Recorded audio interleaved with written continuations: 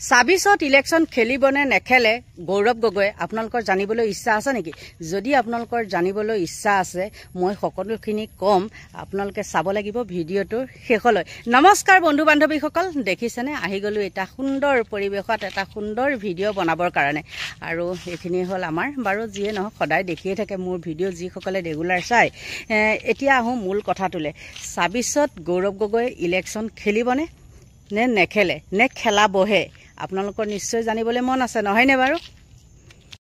এতিয়া আহোঁ ভিডিঅ'টোৰ মূল ভাগলৈ। আৰু মই য'ৰ পৰা মানে হেৰি কৰিছোঁ, একদম এজন সচেতন যুৱকৰ তেওঁ ফেচবুক পেজত লিখিছে। আৰু তেওঁ কি লিখিছে জানেনে? মিত্ৰতা তেতিয়া হ'ব ২৬ৰ নিৰ্বাচনত গৌৰৱ গগৈয়ে খেলিবনে খেলাবহে, আৰু যদি তেওঁ নিৰ্বাচন খেলাবহে তেন্তে ২৬ হ'ব গৌৰৱৰ নেতৃত্বত কংগ্ৰেছৰ এক পৰীক্ষা। মিত্ৰতা তেতিয়া হ'ব যেতিয়া গৌৰৱ গগৈয়ে নিজেই ২৬ৰ নিৰ্বাচনত প্ৰতিদ্বন্দ্বিতা কৰিব। কিন্তু গৌৰৱ গগৈয়ে ২৬ৰ নিৰ্বাচনত নিজেই কোনো সমষ্টিৰ পৰা প্ৰতিদ্বন্দ্বিতা নকৰাই মানে সম্ভাৱনাটো বেছি। তেওঁ কিন্তু খেলা এতিয়া হেৰি নাই দেই। আৰু এটা মাজতে নিউজ ওলাইছিলে যে তেওঁ মানে ২৬ৰ হেৰিটো কোনো ফেক্টৰী নহয় বুলি কৈছিলে, মনত আছেনে নাই জানো আপোনালোকৰ? তেওঁ মানে সেইটো সম্ভাৱনা নাই খেলিব যে। মানুহে এনেই বেছি চিন্তা কৰি লাভ নাই যে গৌৰৱ গগৈক CM পাতিম এইবিলাক এনেই মিছা।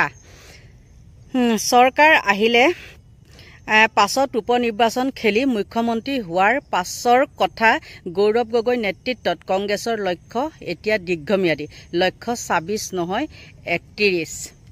কংগ্ৰেছৰ লক্ষ্য ৩১লৈকে এটা শক্তিশালী ফ'ৰ্চ হিচাপে উত্থান হোৱাৰ। যদি ২৬ত কংগ্ৰেছে চিৰিয়াছলি নিৰ্বাচনত নামে আৰু গৌৰৱ গগৈয়ে যদি নিজে প্ৰতিদ্বন্দ্বিতা কৰে তেন্তে মিত্ৰতা হোৱাৰ সম্ভাৱনা আছে, কাৰণ গৌৰৱ গগৈ নিজে জিকাৰ কথাও আছে। অন্যথা মিত্ৰতা নোহোৱাটোৱে স্বাভাৱিক। এইখিনিয়ে আছিলে। কিন্তু তেওঁ নিজ মুখেৰে কৈছিলে যে ২৬ৰ হেৰিটো তেওঁ নহয় ৩১ৰটোহে হ'ব। গতিকে মানুহখিনিক দেখিছে নহয় কেনেকুৱা আভুৱা ভাৰি আছে। তেওঁ এইবাৰ যিকোনো প্ৰকাৰে এতিয়া মানে বিজেপি দলক জিকোৱা, আৰু তেওঁ নহ'লেও তেওঁ ওচৰে পাজৰে থকা কিছুমান মানে লিগিৰা লিগছো তেওঁলোকে সেইখন এখন মানে কূটনীতি ৰচনা কৰি আছে। আৰু মই কালি এটা ভিডিঅ' আপোনালোকক দিছিলোঁ, কি জানেনে? যিটো ভিডিঅ' নেকি দেখিছিলে দিলীপ শইকীয়াৰ ঘৰত ভোজমেল। এতিয়া কথা এটা কওঁ নহয়, মোক কিছুমানে কমেণ্ট কৰিছে যে সেই ভিডিঅ'টো আগৰ নহয়, যেতিয়া বেছিকৈ কংগ্ৰেছ বিজেপি লাগি আছে তেতিয়াৰে হয়। আৰু যিয়ে নহওক বাৰু, মই এইখিনিতে আৰু এটা কথা ক'ব লাগিব, কাৰণ প্ৰতিটোৰে উত্তৰ মই দি যাব লাগিব। মাজতে অৰ্কিড পাৰ্কত পীযুষ হাজৰিকা গৈছিলে। পীযুষ হাজৰিকা যোৱাৰ লগে লগে একদম ইছৰাম ফালি দিলে, পীযুষ হাজৰিকা গৈছে অৰ্কিড পাৰ্কত। কাৰোবাৰ এখন পাৰ্কত গৈছে, তেওঁ শুশ্ৰূষা কৰাটো তেওঁ হেৰি আকৌ কৰ্তব্য নহয় জানো? কিন্তু অখিল গগৈ তেনেকৈ গৈ পেলাই বেলেগৰ ঘৰত যদি ভাত খাই থাকিলে হয়, বা মুখ্যমন্ত্ৰীৰ ঘৰতে ভাত খাই থাকিলে হয়, বা দিলীপ শইকীয়াৰ ঘৰতে ভাত খাই থাকিলে হয়, তেতিয়া কি হ'ল হয়? এতিয়াতো অখিল গগৈ ধুবুৰীত যেতিয়া মানে উচ্ছেদ কৰিছে, তাত যাওঁতে কিছুমান অসহায় মহিলাই তেওঁক সাৱটি ধৰিছে। আৰু সেইটো লৈ পেলাইতো আপোনালোকে একদম চোলা তোলা টুপি চুপি পিন্ধাই পেলাই মানে অখিল গগৈক একদম বাংলাদেশী অখিল গগৈ মিয়া প্ৰেমী এখন বনাই দিলে। কিন্তু আপোনালোকৰবিলাক দেখিছেনে নাই? সেইটো হ'লে নেদেখে। সেইকাৰণে কওঁ, এই গৌৰৱ গগৈ বোলাজনেও খুব কিন্তু অখিল গগৈৰ পিছত লাগি আছিলে। তেওঁ এইটো কথা কয়, তেওঁ সেইটো কথা কয়।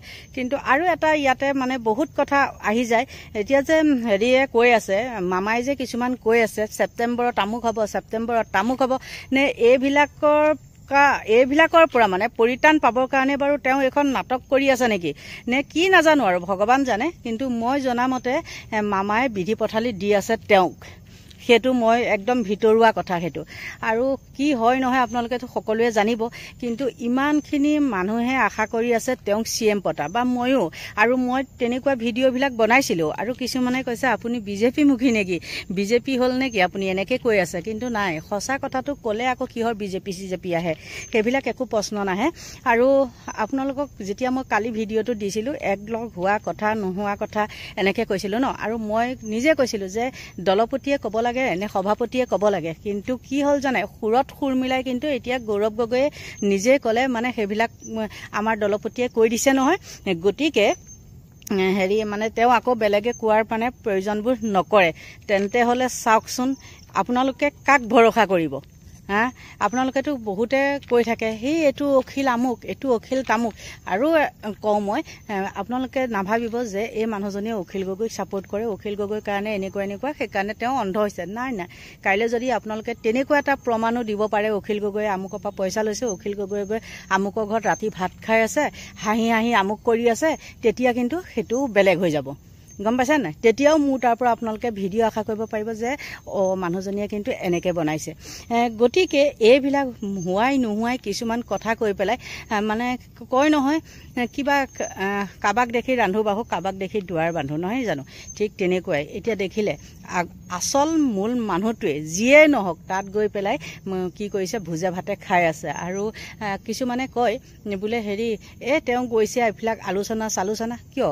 দিনত যাব নোৱাৰে ৰাতিহে পাৰে ৰাতি মানে দিনত মানে কি মানুহে দেখিব নেকি বাৰু যি কি নহওক সেই মই যে ক'লো কালি সেই হীৰেশ্বৰ শইকীয়াৰ পুত্ৰ সেইবিলাক এইটো নামটো মনলৈ নাহে দেৱব্ৰত নে কি সেইজনৰ কথা কৈছোঁ সুৰত সুৰ মিলাই পেলাই গৌৰৱ গগৈও কেনেকৈ কৈ দিলে আপোনালোকৰ মাজলৈ আগবঢ়াইছোঁ চাওক আৰু এইবিলাকৰ পৰা আপোনালোকে আশা কৰিব পাৰে নেকি যে মিত্ৰতা হ'ব মিত্ৰতা নহয় যিয়ে নহওক এতিয়া ৰাইজে দলে নিজে অকলে খেলিব লাগিব অকলে মানে আৰু যদি লুইন হয় বা জইন হয় নিজৰ জাতিৰ কাৰণে যদি কোনোবাই মানে একে স্বাৰ্থবিহীনভাৱে আহে তেন্তে হ'লে জানিব যে অখিলৰ পাৰ্টিত জইন কৰিছে আৰু যদি নকৰে নিজৰ পকেট গৰম কৰিবলৈ ইচ্ছা আছে তেতিয়াহ'লে তেওঁলোকে কেতিয়াও অখিলৰ পাৰ্টিত জইন নকৰে যি কি নহওক যেটাই নহওক মুঠতে খেলিব লাগিব আমাৰ ৰাইজৰ দলে ইমানেই ক'লো আৰু নাজিৰাত দেৱব্ৰত নহয় জানো এইবাৰ তাত যদি কংগ্ৰেছে যদি চিট এৰি নিদিয়ে তেন্তে হ'লে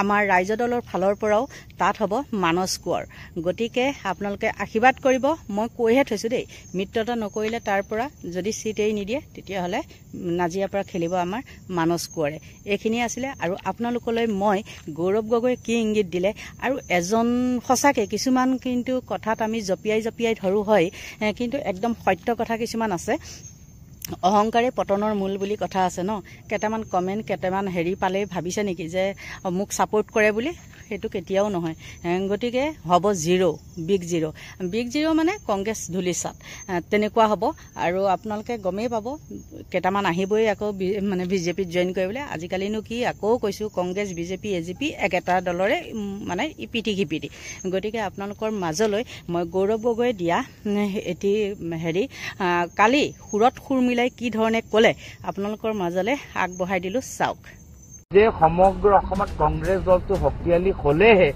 আমি এক ভাল মিত্ৰ হ'ব পাৰিম কংগ্ৰেছৰ ভোটৰ যোগেদি সহায় কৰিব লাগে প্ৰথমে সেই ভোটটো অনা ক্ষমতাৰ মাজত থাকিব লাগিব মিছ ইণ্টাৰপ্ৰেট কোনে কৰে যিসকলে ইণ্টাৰপ্ৰেট কৰে আমিতো কথা ক'লো ইণ্টাৰপ্ৰেটটো চেনেলৰ এডিটৰবোৰে কৰি আছে বা যিসকলে কেপশ্যন লিখে ইণ্টাৰপ্ৰেটটো আপোনালোকেই কৰি আছে মই ভাবোঁ বিৰোধী শক্তিটো আৰু বৃদ্ধিয়ে হ'ব নিজৰ দলটোক আৰু শক্তিশালী কৰাটো বিচাৰে দেৱব্ৰত শইকীয়াও ডাঙৰীয়া বিচাৰে যে শিৱসাগৰত কংগ্ৰেছ দল আৰু মজবুত হওক আৰু নিশ্চয় আমাৰ ৰাইজৰ দলৰ সভাপতি অখিল গগৈ ডাঙৰীয়া বিচাৰিব যে ৰাইজৰ দল আৰু শক্তিশালী হওক এইটো স্বাভাৱিক কথা ইয়াত লৈ কিবা বিতৰ্ক হ'ব লাগে মই নাভাবোঁ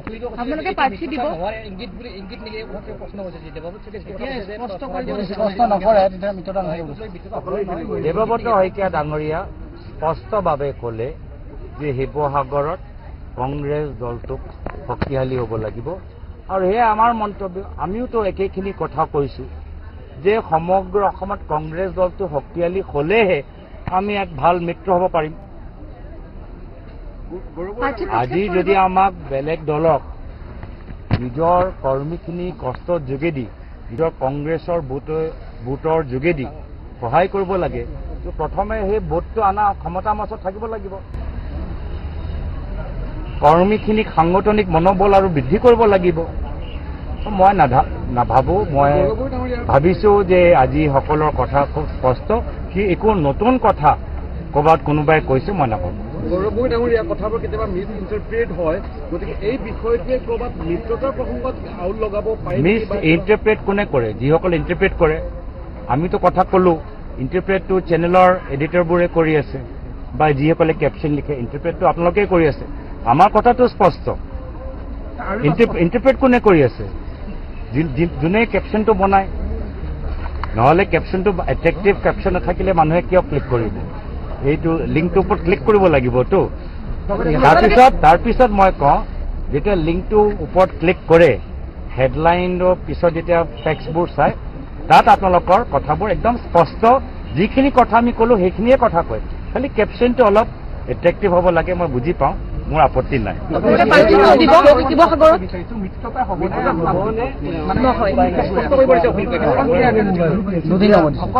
আপোনালোকে চাওক আমি মাত্ৰ ৩-৪ দিন আগতে আমি নাগৰিক মঞ্চৰ কথাখিনি এটা কথা আমি উল্লেখ কৰিলোঁ আপোনালোকে দিনে দিনে যে সুধি আছে নাই তেওঁ একেখিনি কথা ক'লে যে আমি কৈ আছো মই অসমৰ কথা কৈছো তেওঁ শিৱসাগৰ জিলাৰ কথা ক'লে আমি বিটিয়া অঞ্চলৰ একেখিনি কথা কোৱা নাই নেকি কাৰ্বি আংলঙত একেখিনি কথা কোৱা নাই নেকি আৰু আমি কৰিছো যে যদি বেলেগ দলো বিভিন্ন দলৰ নেতাসকল নিজৰ দলটোক শক্তিশালী কৰিবলৈ বিচাৰে মই ভাবোঁ বিৰোধী শক্তিটো আৰু বৃদ্ধিয়ে হ'ব যে আজিৰ তাৰিখত পঞ্চায়ত নিৰ্বাচনত সাংগঠনিকভাৱে আমাৰ যি ফলাফল হ'ব লাগিছিল কাৰো মই ভাল দেখা নাই দলৰ সভাপতি হিচাপে আপোনাৰ কেনেকুৱা ধৰণৰ হ'ব যে প্ৰাৰ্থিত্ব দিব নে শিৱসাগৰত বা এনেধৰণে মিত্ৰতাৰ ক্ষেত্ৰত আপুনি যিহেতু দলৰ সভাপতি গতিকে আপোনাৰ ফালৰ পৰা স্পষ্ট চাওক এইটো মই যদি ভৱিষ্যবাণী দিবলৈ আৰম্ভ কৰিব পাৰে তেতিয়া বহুতখিনি কথা ওলাব যে তাৰ প্ৰাৰ্থী কোন হ'ব বিষয় কি হ'ব আজি অলপ বৰ্তমানত থাকোঁ বৰ্তমানত আমি কৈছোঁ যে আমি আজি মিডিয়া চেলৰ লগত আমি এটা গুৰুত্বপূৰ্ণ আমাৰ চৰ্চা হ'ল আৰু আজিৰ তাৰিখত আমি বিভিন্ন দলৰ নেতাসকলৰ লগত আমি ব্যক্তিগতভাৱে লগ পাবলৈ আমি আৰম্ভ কৰিছোঁ যাৰ ফলত কি হয় যে আপোনালোকৰ এই কেপশ্যন চাই যে কোনোৱে যে ভুল নুবুজে আপোনালোকৰ ইণ্টাৰপ্ৰিটেশ্যন পৰা কোনোৱে যে ভুল নুবুজে সেইকাৰণে আমি আগৰ পৰাই মিডিয়া আঁতৰত বিভিন্ন দলৰ নেতাসকলৰ লগত ইতিমধ্যে বহিবলৈ আৰম্ভ দেখিলেনে নাটকখন আৰু এইখনেই আছিলে নাটকৰ জৱনিকা গতিকে আপোনালোকৰ পৰা লৈছোঁ বিদায় বাই বাই